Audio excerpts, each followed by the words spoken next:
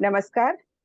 हमारे हिंदी चैनल अभिव्यक्ति में जो कि साहित्य पे केंद्रित है, इसमें हम आप सबका स्वागत करते हैं। मैं हूँ होस्ट मेनका श्रीवास्तव और आज मैं आपको एक ऐसे व्यक्तित्व से मिलाने जा रही हूँ जो किसी परिचय के मोहताज नहीं है। वो काशी के दिल में रहते हैं और काशी उनके दिल में रहता है। हर विधा में निपुण और साहित्य में पारंगत। इससे आप समझ गए होंगे कि आज का जो भी विषय होगा वो बेहद रोचक होगा और आप उसमें जरूर दिलचस्पी लेंगे। इसीलिए हमने ये चैनल स्टार्ट किया है, अभिव्यक्ति। इस अभिव्यक्ति में साहित्य के सभी भावों की अभिव्यक्ति है। और आज हमने जिन महानुभाव को, काशी के महानुभाव जो ऋषि भी हैं, फिल्म मेकर भी हैं, और आपको ये जान के बड़ी खुशी होगी कि एक दो नहीं बल्कि चार भाषाओं के ज्ञाता, यानी हिंदी, अंग्रेजी, संस्कृत और बांग्ला इनकी मातृभाषा है। इन सभी भाषाओं में उनकी कई पुस्तकें भी प्रकाशित हो चुकी हैं। तो हमें मालूम है कि आप भी बेहद उत्सुक होंगे उनके बारे में जानने के लिए। और ये शख्सियत हैं डॉक्टर गौतम चटर्जी। इनके बारे में एक बात बताना लाजमी है कि ये फिल्में भी बनाते हैं। फिल्में बनाने से पहले ये काशी में रंगमंच पर इन्होंने बहुत काम किया है और बड़ा नाम प्राप्त किया है, बड़ी प्रसिद्धि जो है हासिल की है।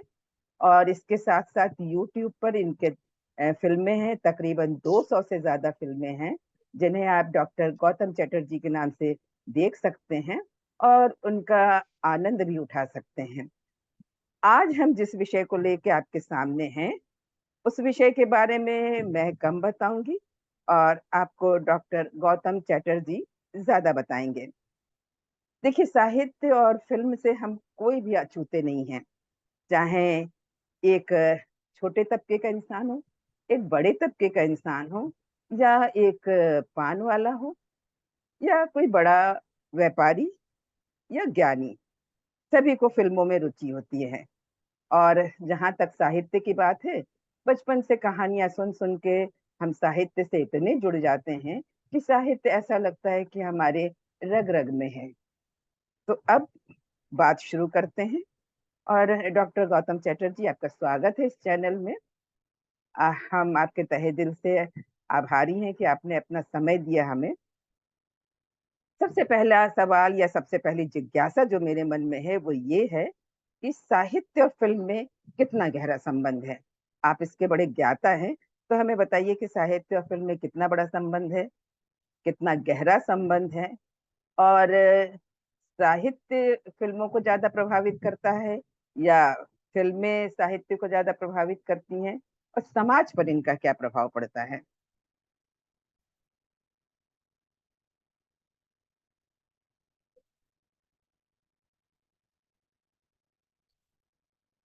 अ, हाँ। मेरी आवाज जा रही है ना? जी जी, अब आ रही है आवाज। तो हाँ, हाँ। तो मैं कह रहा हूँ कि मेनका जी, आपका स्वागत है, अभिवादन है और इस श्रृंखला को शुरू करने के लिए अभिनंदन है। फिर आपने मुझे आमंत्रित किया, इसके लिए मैं कृतकृत्य हूँ। और जहाँ तक विषय आपने चुना है, बहुत अच्छा विषय है। और इसमें जो प्रश्न है कि साहित्य और सिनेमा के बीच क्या संबंध है, जो पहला जी प्रश्न है, जी इसके जी उत्तर में एक वाक्य में यही कह सकते हैं कि सिनेमा जो है वो दूसरा साहित्य है। सिनेमा को सेकंड लिटरेचर माना गया है। तो जी। जब सेकंड लिटरेचर हो ही गया, इसका मतलब हुआ कि लिटरेचर और सिनेमा के बीच में कितना गहरा या अन्योन्याश्रित संबंध है, ये स्पष्ट हो हम्म गया, हम्म। है ना? अब ये है कि इस आधार पर हमारे यहाँ पूरे विश्व सिनेमा, जो 100 साल से ज़्यादा जिसकी उम्र है, उसमें साहित्य पर आधारित फ़िल्में ही ज़्यादातर बनी हैं। चाहे वो एक पौथिर एक पांचाली हो। प्रश्न जो मेरे मन में आया आपके कहते ही, मैं आपको टोक रही हूँ। सेकंड लिटरेचर क्यों कहा गया सिनेमा को? सेकंड लिटरेचर इसलिए कहा गया है कि फर्स्ट लिटरेचर तो हम लोग जो पढ़ते हैं, जी और उसी लिटरेचर को जब देखते हैं तो लिटरेचर का एक सेकंड फॉर्म आया सिनेमा। सिनेमा अच्छा। में जब लिटरेचर को देखते हैं, इसलिए हम्म। इसको सिनेमा के सेकंड लिटरेचर कहा गया है कि जी। अभी तक आप आंखों से इसको पढ़ रहे थे, एक हम्म। अ, आंखों से कल्पना तक ले जाते थे, अब उसको सीधे विजुअल फॉर्म में देख रहे हैं, जी। चाक्षुष अनुभव हो रहा है। हम्म। इसलिए ये सेकंड लिटरेचर हुआ जिसको हम एक हॉल के अंदर बैठ के आंखों से देख रहे हैं, कानों से सुन रहे हैं, पढ़ना नहीं हम्म। पढ़ रहे हैं। अच्छा। जी। तो तो इतना साहित्य गहरा के आधार संबंध है। पर इतना गहरा संबंध है, शुरू से ही रहा है। किसी हम्म। कहानी पर फ़िल्में बनाना, और हमारे यहाँ भी जो इसको सिनेमा के कई दौर आए, जिसमें हम्म। एक दौर 1955 से आया, तो वो भी पौथिर पांचाली जो फ़िल्म सत्यजीत रे ने बनाई, हम्म। वो विभूति भूषण बंदोपाध्याय के नॉवेल पर थी, साहित्य पर जी। आधारित थी। जी। इसके जी। अलावा हमारे यहाँ चित्रलेखा वगैरह कई हिंदी में भी फ़िल्में बनी हैं। भारत के बाहर विश्व सिनेमा में एक से एक बढ़कर साहित्यकारों की कृतियों पर काम होता रहा है। यहाँ हम्म। तक कि अभी भी होता चला है। जितनी भी हॉलीवुड की फ़िल्में हैं या विभिन्न देशों की फ़िल्में हैं, उनकी पहली पहली जो प्रवृत्ति होती है कोई एक अच्छी कहानी या नॉवेल पर फ़िल्म बनाने की, है ना? हम्म। तो ये तो है साहित्य और सिनेमा का संबंध। लेकिन सिनेमा साहित्य से आगे जाकर भी आज, यानी हम्म। पिछले सकते हैं 60-70 सालों में एक दूसरा मुकाम भी अ, पा चुका है। उसको भी अगर आप चाहें या जानना चाहें या हमारे दर्शक अगर देखना चाहें तो उस पर भी हम लोग बात कर सकते हैं कि साहित्य से अलग होकर सिनेमा ने अपनी क्या पहचान पिछले 60-70 सालों में बनाई है।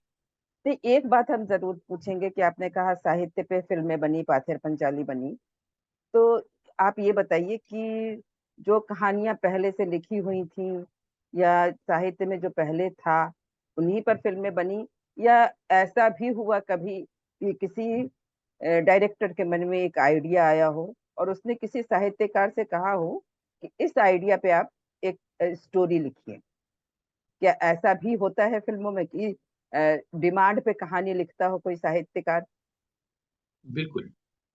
एक्चुअली क्या होता है कि किसी आइडिया को कोई डायरेक्टर जब सामने रखना चाहता है, तो उस हम्म। आइडिया पर वो राइटर से बोलता है कि कोई स्क्रिप्ट लिखे, फिर हम्म। स्क्रिप्ट लिखने के बाद स्क्रीन पे लिखा जाएगा उसका और डायलॉग लिखे जाएँगे और फिर उसको शूट किया जाएगा। तो ऐसा भी होता है कि डायरेक्टर ने कोई आइडिया दिया और उस पर एक कहानी लिखी गई। ऐसा भी हम्म। होता है कि जिस आइडिया पर वो कहानी सोच रहा है, उस पर ऑलरेडी कोई कहानी लिखी हुई है और उस कहानी पर कोई फ़िल्म बन गई, है ना? तो हमारे हम्म। यहाँ ऐसी बहुत सारी, बंगला में तपन सिन्हा से लेकर के और हिंदी में बासु चैटर्जी तक, जिन्होंने मन्नू भट्टारी की कहानी पर बनाई थी, उसने कहा था पर रजनीगंधा। तो हम्म। लिखी हुई कहानियों पर भी बनी है, उपन्यास भी बने हैं। विलियम गोल्डिंग की लॉर्ड ऑफ द फ्लाइज पर भी बनी है, और शेक्सपियर तो बना ही है, तो उस पर तो कोई बात ही नहीं है, चेखव पर भी बना है। तो विश्व साहित्य जो ऑलरेडी है, उस पर भी बनी है, और जो कहानियाँ बाद में लिखी जाती हैं या फ़िल्म के लिए लिखी गई, वो भी बनी हुई है। लेकिन हम एक ऐसे सिनेमा पर भी बात कर सकते हैं, हम्म। जिस पर हम सिनेमा के साहित्य पर बात कर पाएँगे। ये तो हुआ कि साहित्य आधारित सिनेमा, हम्म। साहित्य और सिनेमा के बीच क्या संबंध है, लेकिन जी। ऐसा सिनेमा भी डेवलप हुआ है पिछले 60-70 सालों में, हम्म। जिस सिनेमा का साहित्य अभी लिखा नहीं गया है, जो साहित्य के आधार पर नहीं बना है। उस पर अगर आप हाँ हाँ, चाहें तो बिल्कुल। हम लोग थोड़ी देर बात नहीं, कर सकते हैं। हमारा तो ये चैनल ही इसीलिए हमने शुरू किया है कि कुछ नई बातें, कुछ नई जानकारियां हमें मिलें और हम जाने जो अभी तक हमने नहीं जाना है। और जी। स्पेशली इसीलिए आपको हमने बुलाया क्योंकि आप इसके बहुत बड़े ज्ञाता हैं, आपने फिल्में बनाई हैं, आपने साहित्य जाना है, लिखा है, पढ़ा है। तो आप बताइए कि, और स्पेशली हमने जो सिनेमा की बात कही, वो बहुत सारा मैंने आपका पढ़ा, यूट्यूब पे भी और फेसबुक पे जी। भी। तो मुझे मालूम है कि जी। आप कुछ विदेशी सिनेमा के बारे में भी बहुत अच्छा जानते हैं, आपको बहुत अच्छा हुँ। ज्ञान है। तो हम चाहते हैं कि उस ज्ञान को भी आप हमारे दर्शकों के साथ साझा करें। देखिए, कुछ थोड़े से शब्दों में सिनेमा के बारे में एक बेसिक फैक्ट जो तथ्य है, वो हम्म। मैं सामने रख रहा हूँ। जी। हमारे यहाँ इन जनरल इन जनरल ये कहा जाता है कि सिनेमा दो प्रकार की फिल्में होती हैं। एक होता है कमर्शियल सिनेमा, एक होता है आर्ट सिनेमा। ठीक है, ये इन जनरल है। ये कमर्शियल सिनेमा का मतलब वो है जिसके उद्देश्य में कॉमर्स होता है, व्यवसाय होता है। आर्ट सिनेमा वो होता है जिसके उद्देश्य में आर्ट होता है। भले ही उसमें भी थोड़ी बहुत कॉमर्स की भूमिका होती है, लेकिन हम्म। वो प्रधान भूमिका नहीं होती है। डायरेक्टर एक आर्टिस्ट के तौर पर अपने आर्ट को दिखाना चाहता है। जैसे मान लीजिए कि अ, मुगले आजम जो है कमर्शियल सिनेमा है, या Amar Akbar Anthony commercial cinema है, हम्म। लेकिन पॉथीर पांचेली है, या मृणाल सेन की कैलकाटा 71 है, या तपन सिन्हा की जो हिंदी में टेलीफिल्म आई थी आदमी और औरत, ये एक आर्ट सिनेमा है। ये जी। इन जनरल माने भीड़ की भाषा में। हम्म। लेकिन एक्चुअली सिनेमा ये दो प्रकार का होता नहीं है। ये हम अच्छा। लोग भारतीय जो फिल्म समीक्षक हैं और फिल्म मेकर्स भी हैं, उन लोगों ने विश्व साहित्य या विश्व सिनेमा की ओर बहुत गहराई से नहीं देखा, इसलिए उन लोगों ने सही टर्म यूज नहीं किया है। कमर्शियल हम्म। सिनेमा तो ठीक है, जिस सिनेमा में कॉमर्स लगता है और कॉमर्स आता है, यानी पैसा लगा के पैसा लाना, जो बिजनेस जो उद्योग है, जिसको हम लोग जी। व्यावसायिक सिनेमा कहते हैं, वो तो क्लियर है। लेकिन आर्ट सिनेमा जैसा कोई टर्म होता हम्म। नहीं है, होना नहीं चाहिए, बोलना नहीं चाहिए, क्योंकि सिनेमा माध्यम अपने आप में एक कला है। जी। Cinema itself is an art media. ठीक है, हम्म। जब उसमें हम स्क्रीन प्ले लिख रहे हैं, तो वो अपने आप में वो लिखना एक आर्ट आर्ट है। Screenplay writing is an art, hmm. Story writing is an art, dialogue writing is an art, cinematography is an art, editing is an art. हर चीज इसमें आर्ट है, हम्म। क्योंकि आर्ट मीडियम है ना, न्यूज़पेपर नहीं है, न्यूज हम्म। मीडियम नहीं है, या कोई और हम भाषण देने का माध्यम नहीं है। ये एक कला माध्यम है। जी। जैसे गायन वादन एक कला माध्यम है, वैसे सिनेमा सिनेमा कला है हम्म। ना।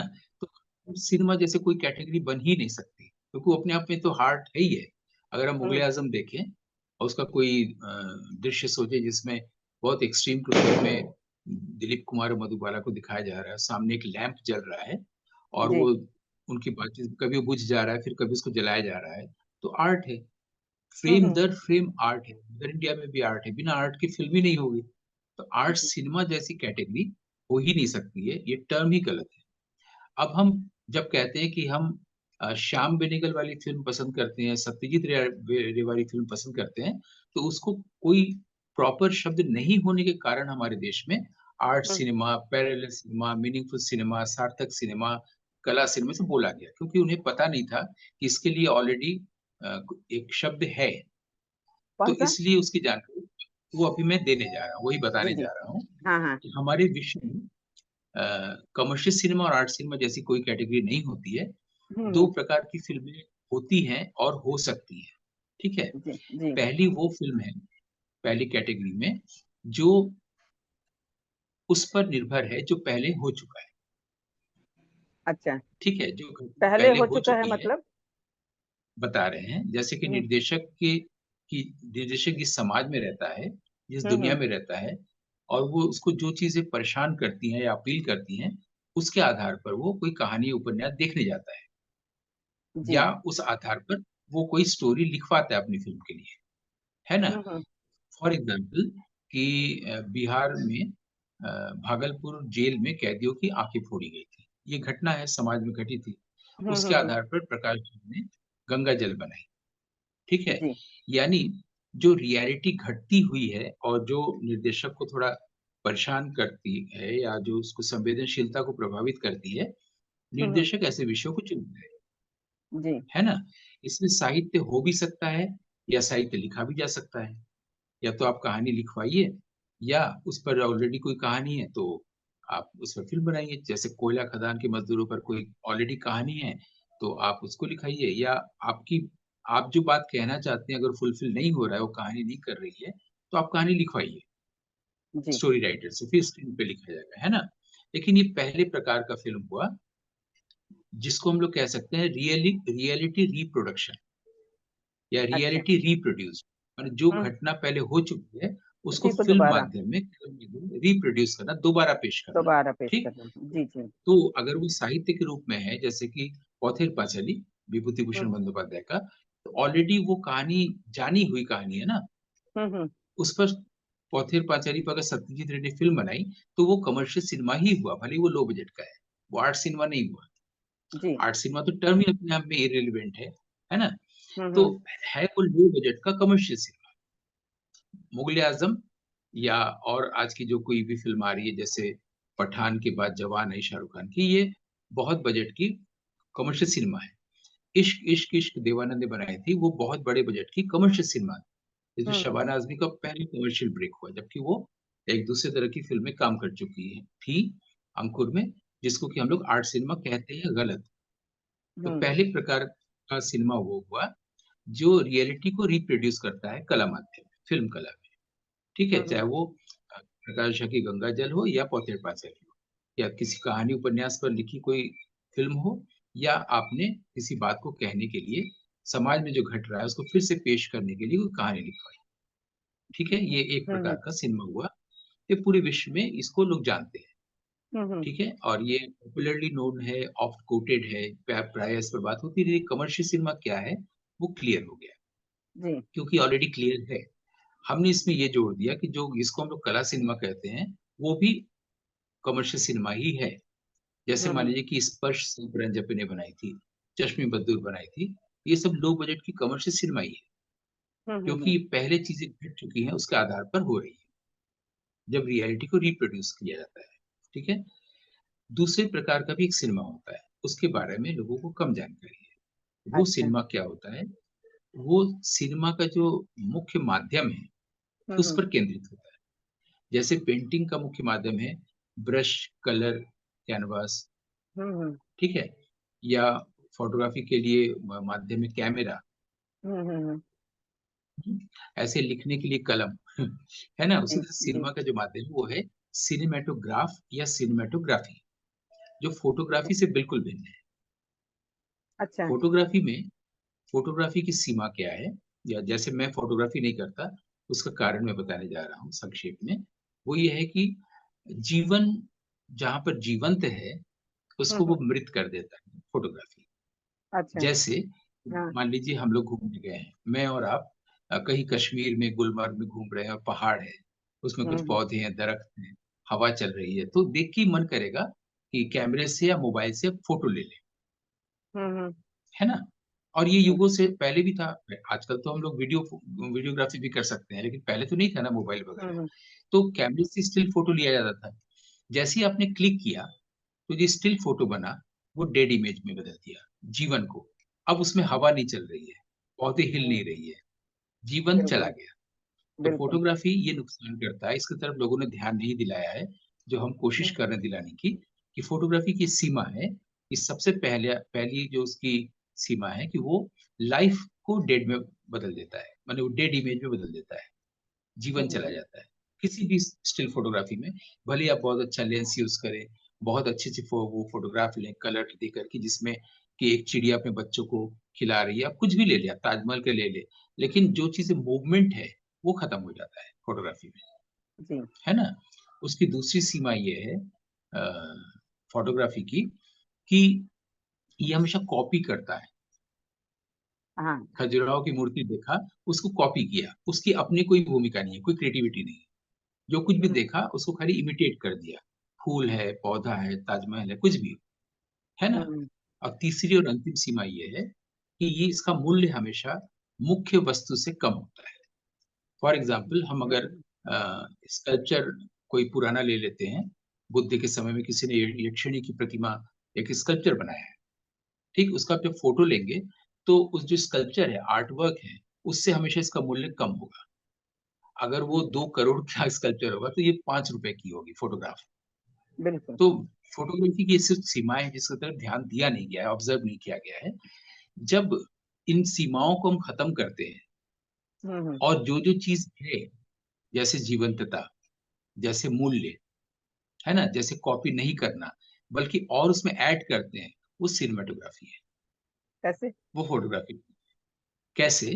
कि हम्म। अगर हम कोई पहाड़ में कोई दरख्त है, गुलमर्ग में ही हम लोग बात कर रहे थे, उसके ऊपर से कोई शैडो गया तो ये हुआ कि ऊपर से सूरज बादलों के पीछे या पहाड़ों के पीछे चला गया, हम्म। है ना?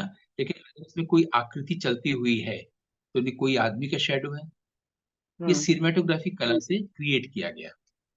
कोई कहानी, कोई आर्ट, कोई आइडिया बताने के लिए। हम्म। और इसकी भूमिका सिनेमा में ये है सिनेमैटोग्राफी की, कि हम्म। आप पूरे सिनेमा में जो आप बात कहना चाहते हैं, हम्म। उसको एक इमेज से, एक सिनेमैटोग्राफिक इमेज से आप मेटाफोरिकली या हम्म। एनालॉजी देकर पूरी फ़िल्म को शुरू में ही आप समझा सकते हैं एक इमेज से। For hmm. Example Ingmar Burgman की एक फ़िल्म है सेवेंथ सील, उसमें जो नायक है, वो मृत्यु से शतरंज खेलता है, हम्म। ठीक है? अब पूरी पूरी फ़िल्म में, कहानी में उस नायक के जीवन में जो-जो घटना घटती है, ऑडियंस खुद से देखता है कि देखते हैं कौन जीतता है, डेथ या ये नायक। बीच-बीच में डेथ अपीयर भी होता है, लेकिन शतरंज चल रहा है। अब पब्लिक को शुरू में ही एक इमेज से पूरी कहानी पहले ही स्पष्ट हो गई। पूरी कहानी का जो आइडिया है, वो हम्म। मेटाफोरिकली बता दिया गया, जो साहित्य में रूपक होता है, यहाँ पर सिनेमैटोग्राफी होती है। तो अच्छा। सिनेमैटोग्राफी जो होता है, वो रिपीट नहीं करता, लिखे हुए हम्म। साहित्य को रिपीट नहीं करता, रियलिटी को रिप्रोड्यूस नहीं करता, बल्कि वो अपने पोएट का इंतज़ार करता है। तो सिनेमा में क्या होता है, ऐसे प्रकार के सिनेमा में पोएट के भीतर की जो दुनिया है, जो हम्म। ऑब्जेक्टिव वर्ल्ड पे आधारित नहीं है ना? जैसे जॉन कीट्स ने कोई कविता लिखी, उसके भीतर की कोई दुनिया है, ठीक है? या मान लीजिए कि और किसी का भी, बायरन का ले ले, औरबिंदो का ले ले, जयशंकर प्रसाद का ले ले, उनके भीतर की जो एक काव्यात्मक दुनिया है, वो बाहर आती है ना कविता में। जी। तो जिस फ़िल्म का जो कवि है, फ़िल्म मेकर, उसके भीतर की दुनिया सिनेमैटोग्राफी के थ्रू जब आता है, तो एक दूसरे तरह का सिनेमा होता है। इसका नाम है क्लासिक सिनेमा। अच्छा। जो रियलिटी को रिप्रोड्यूस नहीं करता है। सत्यजीत रे का सिनेमा जो है, वो रियलिटी रिप्रोडक्शन होने के कारण उसको हम लो बजट का कमर्शियल सिनेमा कहेंगे। और क्लासिक सिनेमा बनाने वाले भी लोग हुए हैं, उनमें से हम्म। कुछ नाम इसलिए ले रहे हैं, ताकि हम्म। हमारे जो दर्शक हैं, वो भी उनकी फ़िल्में देख सकें। जैसे हम्म। कि इंगमार बर्गमैन, हमने पहले एक नाम लिया, हम्म। दूसरा है रॉबर्ट ब्रेसॉ। इंगमार बर्गमैन स्वीडन के थे, रॉबर्ट ब्रेसॉ फ्रांस के थे, फ्रेंच फ़िल्म मेकर थे। हम्म। हम्म। इसके बाद आंद्रे किस्लोवस्की, ये रशियन थे, क्रिस्टोफ किस्लोवस्की ये पोलिश थे, पोलैंड के थे। इनकी फ़िल्में अगर आप देखें, बर्गमैन की जैसे मैंने बताई सेवेंथ सील, फिर wild strawberries, persona, cries and whispers, autumn sonata, ये बर्गमैन की फ़िल्में लोग देख सकते हैं। तो उनको समझ में आ जाएगा, ये आर्ट सिनेमा तो छोड़ ही दीजिए, वो शब्द ही नहीं है। ये हम्म। सिनेमैटोग्राफिक सिनेमा है, क्लासिक सिनेमा या पोएटिक सिनेमा है। ऐसे ही तारकोव्स्की की कोई फ़िल्म देखनी हो, स्टॉकर देखी जा सकती है, मिरर देखी जा सकती है, सैक्रिफाइस देखी जा सकती है, नॉस्टैल्जिया देखी जा सकती है। ऐसी किस्लोवस्की की है डबल लाइफ ऑफ वेरोनिक या डेकालॉग, जिसमें 10 फ़िल्में हैं। ये शॉर्ट फ़िल्म अबाउट लव, जिस पर हमारे यहाँ शशिलाल नायर ने पूरी हिंदी रीमेक बना दी है, एक छोटी प्रेम कहानी मनीषा कोइराला को लेके। लेकिन वो मास्टर्स की फ़िल्म है, ग्रेट मास्टर्स की, इसलिए ग्रेट मास्टर्स अच्छा। कहे जाते हैं। बर्गमैन हैं, कुरोसावा हैं, ब्रेसॉ हैं, तारकोस्की हैं, किस्लोवस्की हैं, है ना? तो हाँ। ये क्लासिक सिनेमा की दुनिया है। तो क्लासिक सिनेमा साहित्य आधारित नहीं होती है। क्लासिक सिनेमा ने जो अपनी रचना की, उस पर साहित्य लिखा जा सकता है। इसी बिंदु पर मुझे आना था आपके प्रश्न पर। नहीं, जो आपने कहा कि क्लासिक सिनेमा साहित्य आधारित नहीं होती है, उसका जो हमारे अंदर की दुनिया होती है, उसको हम। जयशंकर प्रसाद की कविता साहित्य हम्म। आधारित कैसे होगी? जयशंकर प्रसाद की कविता या मुक्तिबोध या महादेवी वर्मा की कविता उनके अंतस पर आधारित होगी ना। तो वो उसको भी तो एक साहित्य ही जयशंकर कहा प्रसाद जाएगा की जो ना। कविता की कहानी पर आधारित नहीं होगी ना। नहीं तो उसको, या उसे वो, उसे भी साहित्य ही तो कहा जाएगा। हाँ, उसका साहित्य सिनेमा, उस ऐसे सिनेमा का साहित्य लिखा ही नहीं गया अभी तक। इसकी शुरुआत अभी होनी है। जैसे तारकोस्की की जो स्क्रीन प्ले बन गई, भीतरी हम्म। दुनिया को लेकर के मिरर, अब मिरर पर कोई लिखेगा तो वो साहित्य होगा। ये उल्टा हो गया। कमर्शियल तो सिनेमा में मतलब, क्या होता है, साहित्य पे सिनेमा है। नहीं तो मैं ये समझना चाह रही थी आपसे कि आपने जो बताया कि जो है मिरर बन गई, जो फिल्म बनी मिरर, हाँ, तो क्या हाँ। पहले उसकी स्टोरी पहले लिखी ही नहीं गई और फिल्म पहले ही बन गई, क्या नहीं, ऐसा है? ज़रूरत नहीं है ना। मैं यही तो बता रहा था कि जयशंकर प्रसाद को क्या कोई काव्यात्मक भाव आया, तो हम्म। कविता की लाइनें लिखी ना। उसके लिए वो आधारित नहीं हुए प्रेमचंद की कहानी पर ना, हम्म। या कालिदास की कविता पर नहीं आधारित हुए ना, उनके भीतर का भाव प्रकट हुआ, तारकुवस्सी का भाव प्रकट हुआ। उन्होंने अपने पिताजी की कविताएं लिखी, पिताजी कविताएं की कुछ लाइंस लिखे, आर्सेनी तारकुवस्की उनका नाम था। और उसके बाद उन्होंने सिनेमेटोग्राफी की इमेजेस बनाया, पूरी फिल्म बन गई। अब जो फिल्म बन गई उसको जब मैं लिखूंगा उसके बारे में, तो वो साहित्य होगा, अब साहित्य होगा। अच्छा, ये यहाँ पे स्टोरी रिवर्स है, मतलब साहित्य उसका बाद में बिल्कुल। लिखा लिखा जाना है। तो हाँ, ये तो यानी ये जो कमर्शियल सिनेमा, क्लासिक सिनेमा, दो प्रकार की फिल्में हों। इस पे इस जो आपने बात बताई कि जो क्लासिक सिनेमा जो आपके इनर वर्ल्ड को जो है प्रोड्यूस करता है, उस पे एक बहुत छोटा सा प्रश्न है मेरा कि आप ये बताइए कि ये सिनेमा ज्यादा सशक्त है जो साहित्य पे आधारित नहीं है, मतलब आपके दृष्टिकोण से, या क्लासिक जो सिनेमा। जो हाँ, हाँ क्लासिक सिनेमा जिसको हम कहते हैं, या जो है कॉमर्शियल सिनेमा है, जो बहुत लोकप्रिय है, मतलब आमतौर पे तो लोकप्रिय है ही है, मनोरंजन की दृष्टि से बहुत लोकप्रिय है, वो ज्यादा सशक्त है? प्रभाव की दृष्टि से आप बताएं कि ज्यादा प्रभावशाली क्या है, क्लासिक सिनेमा या कॉमर्शियल सिनेमा? इसका एक उदाहरण से ही बताएं कि एक क्लासिक फिल्म जब बनती है तो 50 साल तक 1000 कमर्शियल सिनेमा बनती रहती है। खुद ही एक ए, कमर्शियल सिनेमा पर प्रभाव डालता है। जैसे मैं बताऊं, जैसे चार्ली चैपलिन का गोल्ड रश में एक सीन है जिसमें कि अ, पहाड़ों के बीच में बहुत तेज बर्फीली हवाएं हैं और जीवन भी लगभग खत्म होने वाला है। हम्म। ऐसे में वो जिस तरह के एक लकड़ी के एक कमरे में चार्ली चैपलिन है, वो अपने आप पहाड़, माने एक ग्लेशियर पर, एक ग्लेशियर भी नहीं बोलेंगे, एक अ, बर्फीले शिखर पर टिका हुआ है।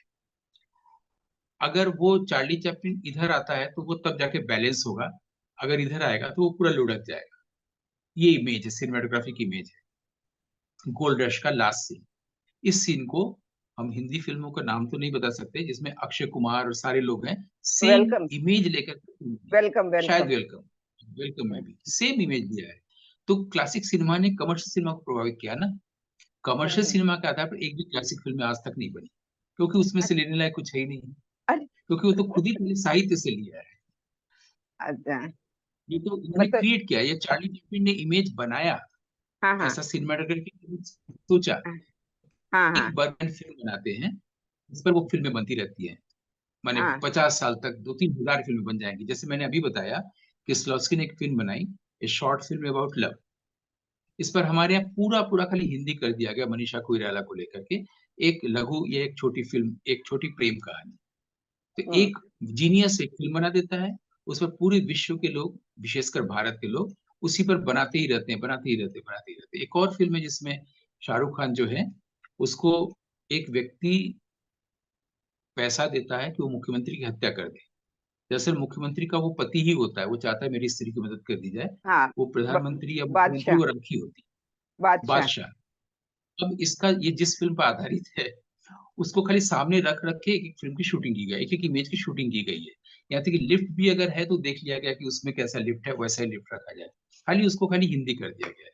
तो एक क्लासिक सिनेमा बना के वो अमर हो जाता है, ग्रेट मास्टर जो होता है, और उस पर फिल्में बनती रहती है तमाम भाषाओं में।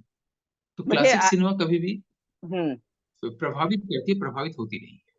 मुझे आपसे बात करके ये जरूर लगा कि मैंने आपको बोला कि बड़ा सार्थक काम किया, बड़ा सही काम किया, कहीं कोई गलती नहीं की, ये मैं अपने आप को क्रेडिट दे रही हूँ।